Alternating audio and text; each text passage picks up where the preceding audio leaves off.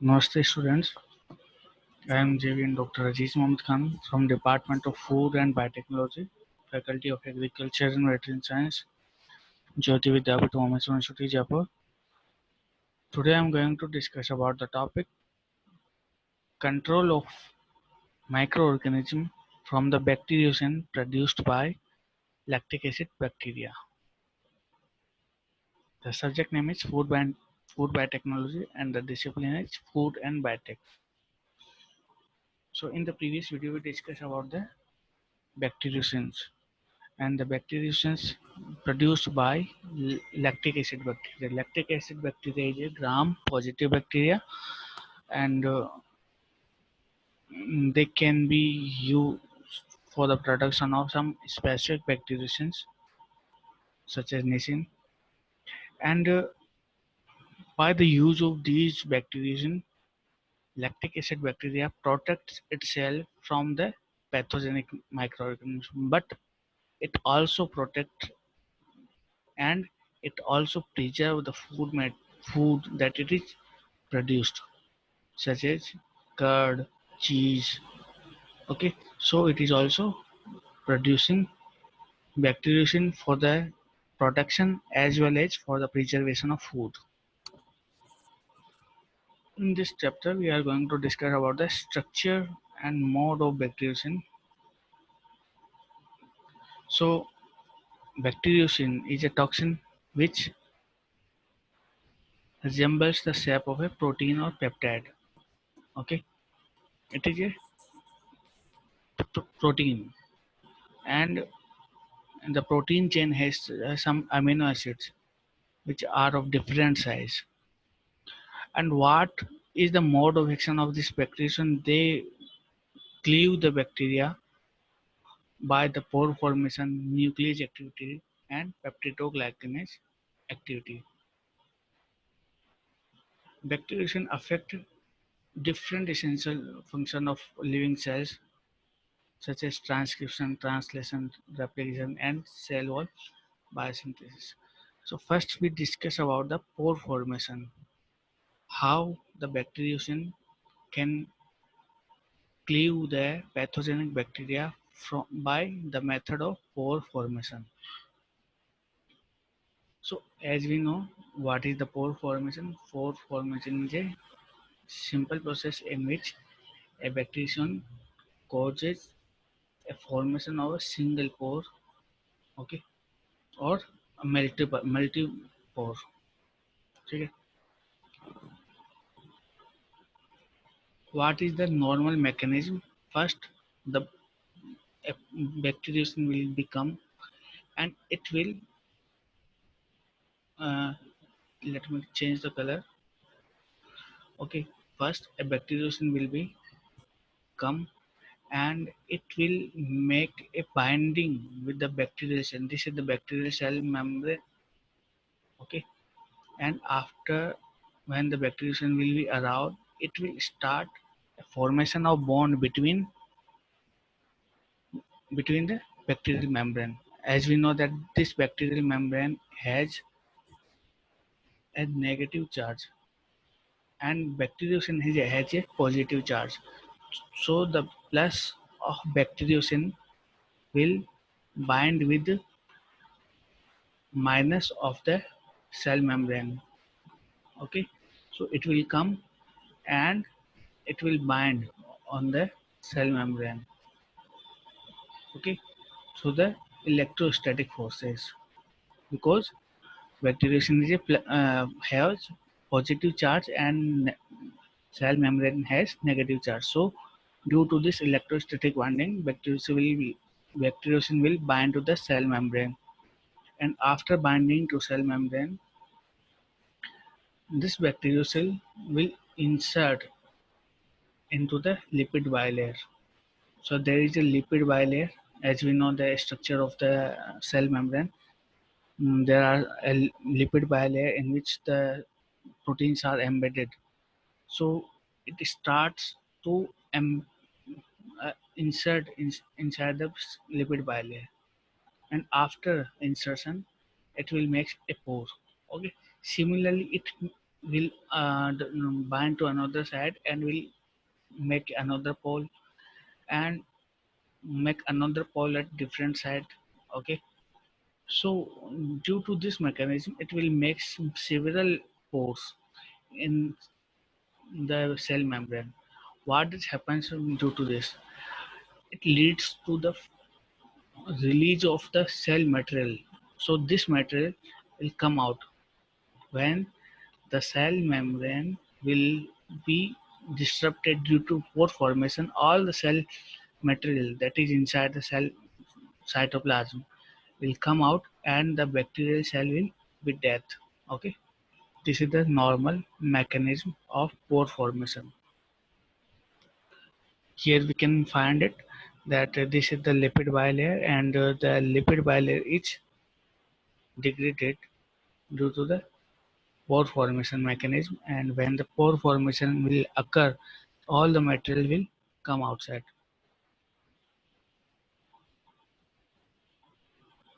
Now the next mechanism is nuclease activity. What is the nuclease? Nucleic acids are present in the DNA and RNA, and they are composed of nucleic acids.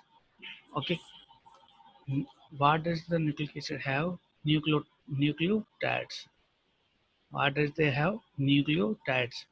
So a specific enzyme which is known as a nuclease. Okay, this enzyme has the capability to degrade, to break the bonds between the nucleotides, because we know that DNA is composed of nucleotides, RNA is composed of nucleotides.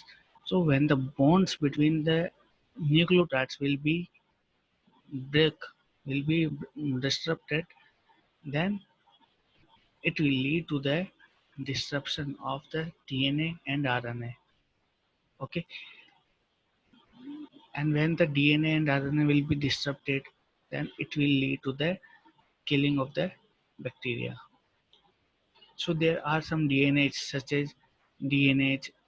DNase means enzyme which cleaves the DNA. 16S RNase, the enzyme which cleaves the 16S RNase. tRNA, the enzyme which cleaves the tRNA. Okay, so these enzymes are present in the bacteria which will cleave the DNA, 16S RNA and tRNA. Okay, so this what does this DNase will do?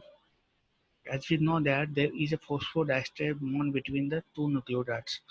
So this DNase will cleave the phosphodiester bond between the two nucleotides.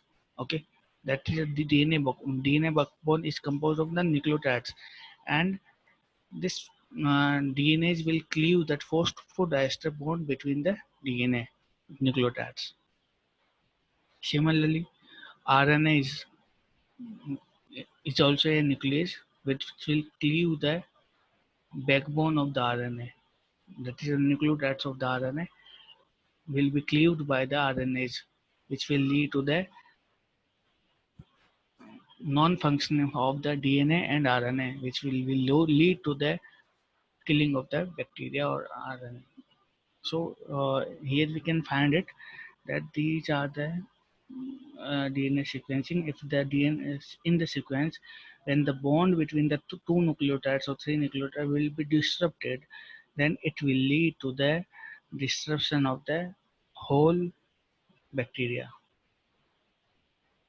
The next mechanism is peptidoglycanase activity. We know that the bacteria has a cell membrane.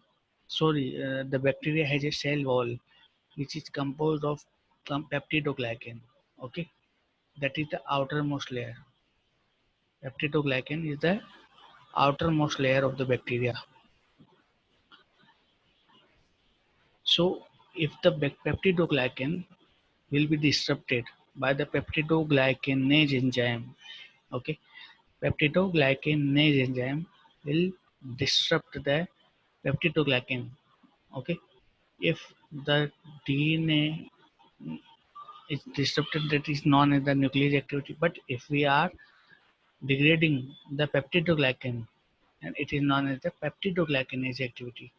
Okay, so when the enzyme which is responsible for the degradation of the peptidoglycan, it will cleave the peptidoglycan layer, okay, and bonds between the peptidoglycan layer.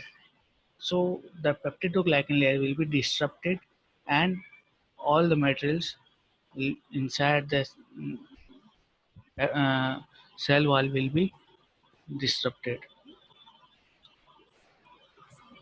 So here we can find it that the bacteria has pore forming mechanism. This is the pore forming mechanism by which that cell membrane have a pore specific for, by which the bacteriocin will make a pore and all the cellular matter will come out. This is the peptidoglycanase activity, in which this is the structure of the peptidoglycan, and the enzyme peptidoglycanase will cleave the backbone of the peptidoglycan. Okay, it will cleave the bonds between the peptidoglycan. So what will happen if the backbone, if the bonds between the peptidoglycan will be cleaved, this peptidoglycan layer will be disrupted. And when the peptidoglycan layer will be disrupted, what will the bacterium will now do? It will make the pore for the degradation of the bacteria, or after this it will cleave the DNA. Okay, it will cleave the DNA, which leads to the killing of the bacteria, complete killing in three ways, which includes the peptidoglycan. First, disruption of the peptidoglycan, then uh, disruption of peptidoglycan will lead to the disruption of the cell wall, that is the outermost layer. Okay, if the outermost layer is cleaved, then the number comes for the cell membrane, that is the number 2, protection of the bacteria. If the pore formation occurs, then the cell membrane will also be disrupted. Now the number comes for the DNA. The nuclease activity will lead to the disruption of the DNA or and RNA. Okay, DNA, RNA, tRNA, mRNA, RNA. So these all will be disrupted one by one, and all the bacteria which are pathogenic for the lactic acid bacteria will be cleaved away through the process of bacteriocin activity.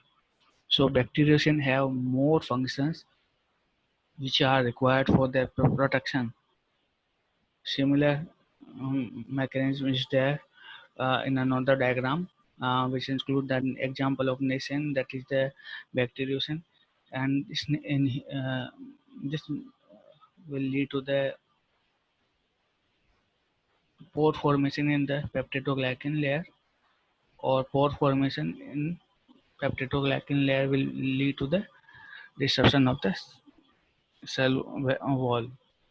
So this is the complete mechanism by which the bacteriocin will help the lactic acid bacteria for their survival. Our chapter is over here. In the upcoming video, we'll discuss about the application of peptidoglycan. Thank you very much.